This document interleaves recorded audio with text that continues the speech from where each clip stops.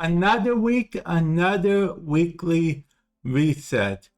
Don't mind the Siren because I was playing with Siren a little bit on my Halloween stream this past Halloween. Feel free to check out the stream archive. If you go to my profile page, you can find it under live streams or live. I forget what the tab is called.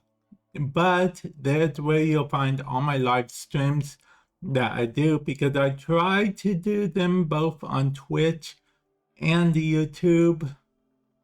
There is one coming up that will be Twitch only, maybe two, but I try to do them on both for the most part. But anyway, enough advertising. Let's get into the weekly reset. There will be time codes in the description below if you want to skip to a certain section. I will tell you right now that between you and me, it's an hour early that I'm doing this between you and me, because of the fact that it is daylight saving time. So basically an hour early. I'll get used to it eventually, but that's why I'm rambling on so much. But anyway, let's begin with Nightwave, shall we? First, we have activate 3 Requiem obelisks on Deimos. Now, just a quick note, it doesn't have to be in the same mission. Okay, you can literally just go to the place, activate 1 Requiem obelisk, then exit, go back, exit, go back, exit. They don't have to be the different ones at the time. They don't have to be in the same mission at the time. So that's my advice to you, because there's one that spawns a lot right when you go to the Deimos open world area. So I recommend just doing that, going back a few times. That's my recommendation. You can do that. You can also just do them all 3 in one mission if you really want. Complete 3 different bounties in the Plains of Eidolon. This used to be 5 bounties.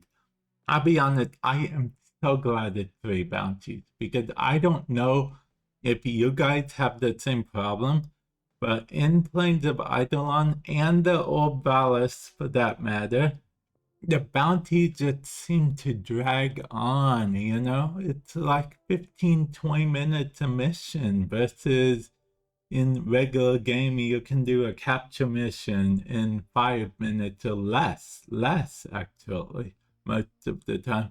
But DE did say that they were going to try to address that, so let's be hopeful about that, okay?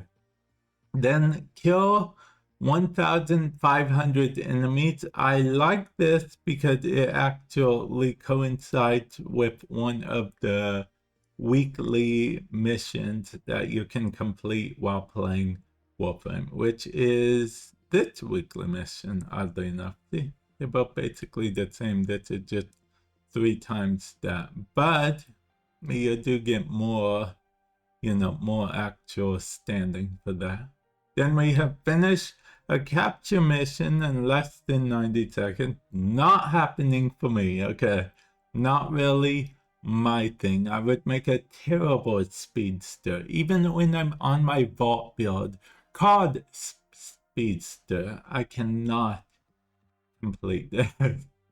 Then we have our typical weekly missions, kill 30 XMS, complete 15 missions, and kill 500 enemies, as I mentioned before. But wait, there's more. The credit offerings. We have these here. I tried to go over them so I can show you guys them all, because a lot of you guys mentioned in one video that you'd like me to show them. So I mean, I figured I would, because I do actually read your guys' comments and whatnot.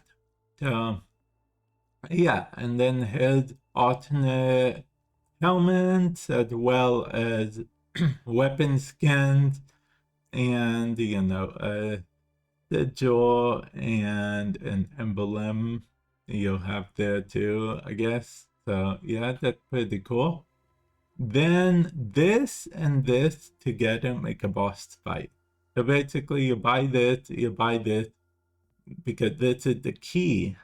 If you've already completed this boss at least once, you'll get a ribbon mod for beating him. But if you haven't, you'll get a glass sword, which is actually pretty cool, but the boss fight is so annoying. I had such an annoying time with the boss fight.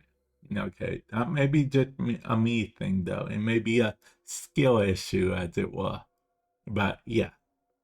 And then these are fully built or can calculate and reacted. So if you buy them fully built, oh yeah, I did just spend a bunch on a bunch of weapons. Huh, okay. Anyway, I spent like 8 during one stream. It was crazy. Hero of the Fury display. That's cool. And then Saturn 6 and the Sensual thingy. Now, let's see what our good buddy, good pal Teshin has to offer. 3 former bundle for 75 still essence. You know what? I'll do it. I'll take it, okay? I'm going to have to stream a lot more later on in the week so I can make back that still essence, because I like to be at 1,000 if possible. So yeah, stay tuned for that. Or, you know, check out my Twitch if you want as well. Link in the description below to that. And that's basically what Teshin has for the week.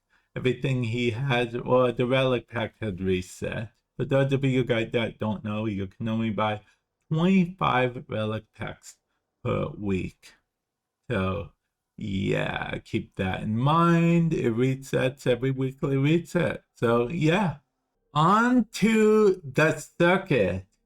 The circuit, we have these frames for the normal circuit: Hildren, Baruch, or Garuda. I'm going to pick Garuda just because I feel like I haven't picked Garuda in a long time. I watched Garuda the other day on stream, actually. I have this whole Nightmare Before Christmas type thing for her, and I think it's pretty cool. Pretty creepy, but pretty cool at the same time, if I'm being perfectly honest. And then we have the Still Path version of the circuit, which you can get these Incarnon adapters by just doing the things. You know, pick this for like 5 and 10, or this for 5 and 10.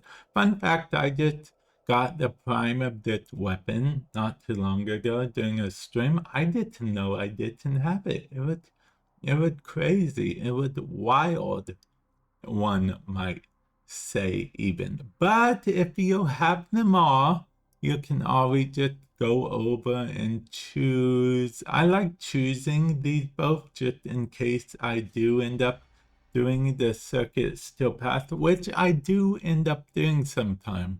Sometimes if I'm like, I have nothing else to do, may as well. Or if one of my viewers need help with the still path version of the circuit, I'm usually willing to try unless I'm doing something else. So yeah, that's always something.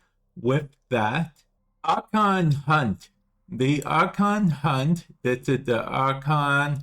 This is the Archon shot that you will get guaranteed, but there is a chance that it can be Telford. It can drop at Telford. This number might be different than mine for you. It starts at 20%, and what this number is the likelihood that it will be Talfold Archon Shard instead of a regular Archon Shard. But it's possible to get a Talfold even at just 20%. So that's pretty cool. To get that though, you will have to complete all 3 parts of the Archon Hunt, which are Spy, Interception, and Showdown.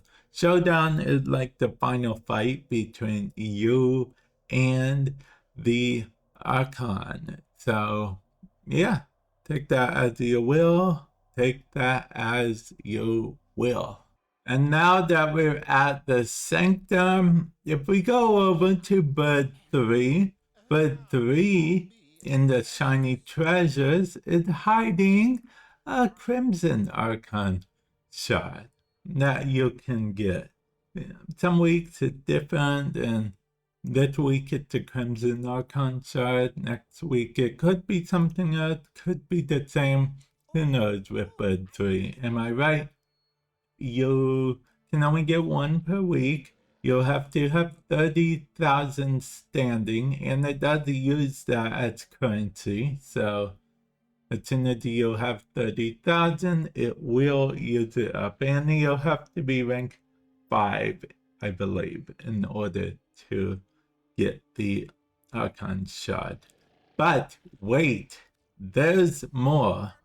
If we go over to Necroloid, you'll see these are different for everyone. These here, these 4 things here, these are individual parameters. Oh, back is an option. I might do it for this week. We'll see. Because with Valka, it doesn't matter what, any of the weapons are, because I can just use Valka. So, yeah, maybe. We'll see. We will see. If the other one is Valka as well, then I'll definitely do them on stream. I just committed a lot, but I guess we gotta check the other one. What other one, you ask? Well, if we go to the universe where it's 1999 all day, every day, and then travel to Kaya, then we can go to the other one, also known as Temporal Archimedea, where we have these options. Okay, so I don't have to do them on stream if I don't want, since Falco wasn't here as well. As you can see, there are different parameters on this one and different missions as well. So definitely keep that in mind, but they do both share pulses, so keep that in mind as well.